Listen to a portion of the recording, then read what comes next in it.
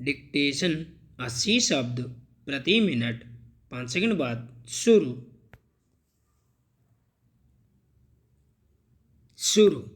आर्थिक गतिविधियों को गति देने के मकसद से धीरे धीरे बंदी हटनी शुरू हुई तो अपेक्षा यही की गई थी कि लोग खुद एहतियात बरतेंगे और कोरोना संकट से पार पाने में मदद करेंगे, मगर लगता है कि लोगों को इसकी परवाह बिल्कुल नहीं रही। लोग सड़कों पर और बाजारों में इस तरह बेखौफ निकल पड़े जैसे कोविड का कभी कोई खतरा रहा ही नहीं।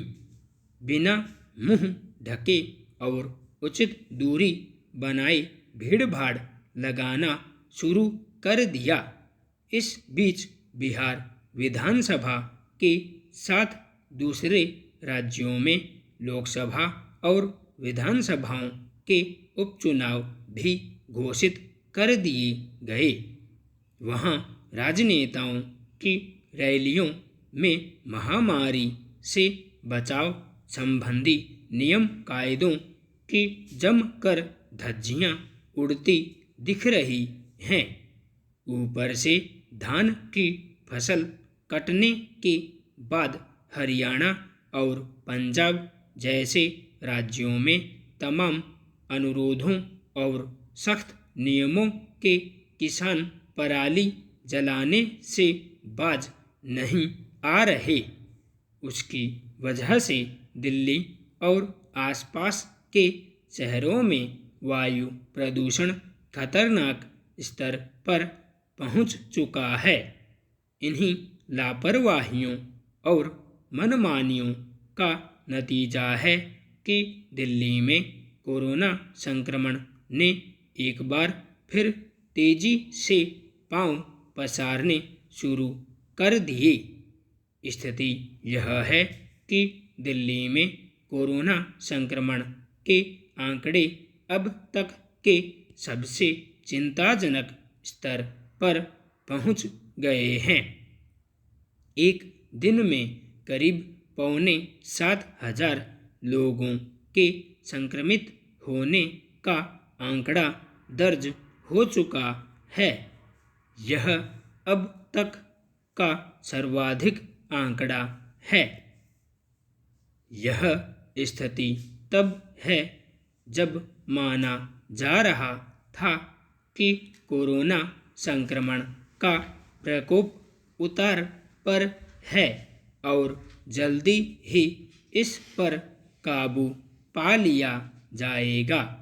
पूरे देश के स्तर पर देखें तो पहले की तुलना में जरूर संक्रमण उतार पर कहा जा सकता है, मगर दिल्ली में जिस तरह इसमें अचानक उछाल दर्ज हुआ है उससे स्वाभाविक ही चिंता बढ़ गई है।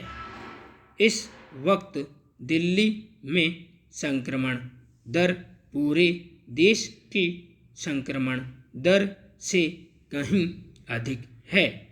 जांच में 11 से 13% लोग संक्रमित पाए जा रहे हैं। दिल्ली के मुख्यमंत्री ने इसे कोरोना की तीसरी लहर माना है।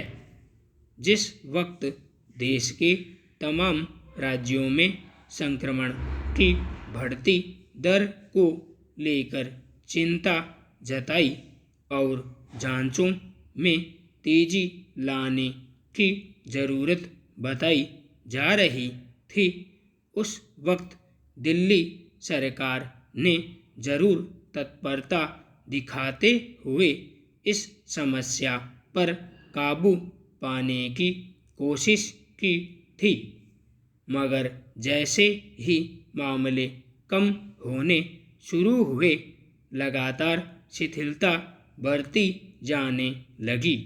मुख्यमंत्री ने घोषणा कर दी कि जो लोग मामूली रूप से संक्रमित हैं या जिनमें खांसी, जुखाम, बुखार के सामान्य लक्षण हैं, उन्हें अस्पताल में भर्ती होने की ज़रूरत नहीं है। वे घर पर रहकर सावधानी बरतते हुए ठीक हो सकते हैं।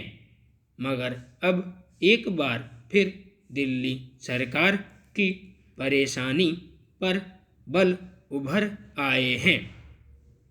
यह त्योहारों का मौसम है। बाजारों में चहल पहल बढ़ गई है। दूसरे राज्यों से आवागमन और सार्वजनिक वाहनों में यात्री संख्या संबंधी बंदिशें हटा दी गई हैं।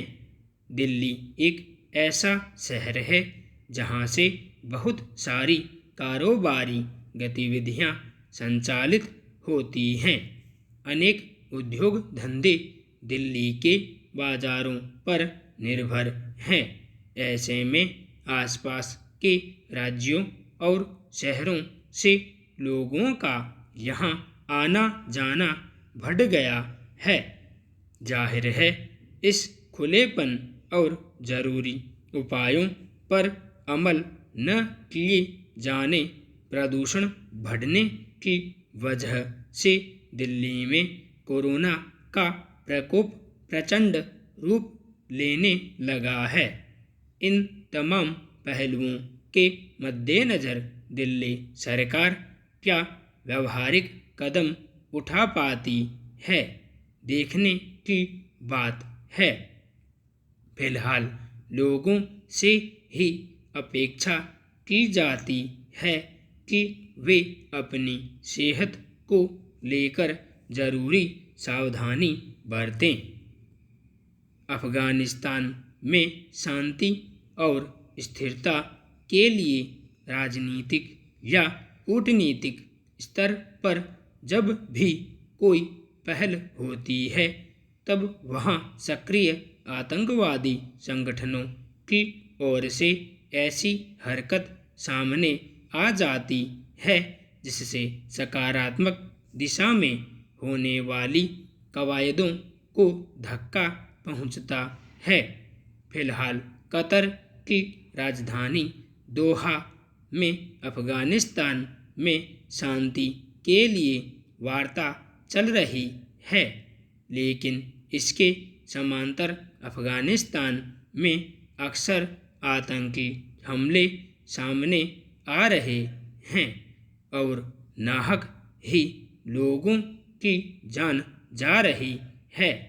काबुल विश्वविद्यालय में हुए आतंकियों के हमले में 35 लोगों की मौत और लगभग 50 लोगों के घायल होने की घटना को इसी क्रम में देखा जा सकता है।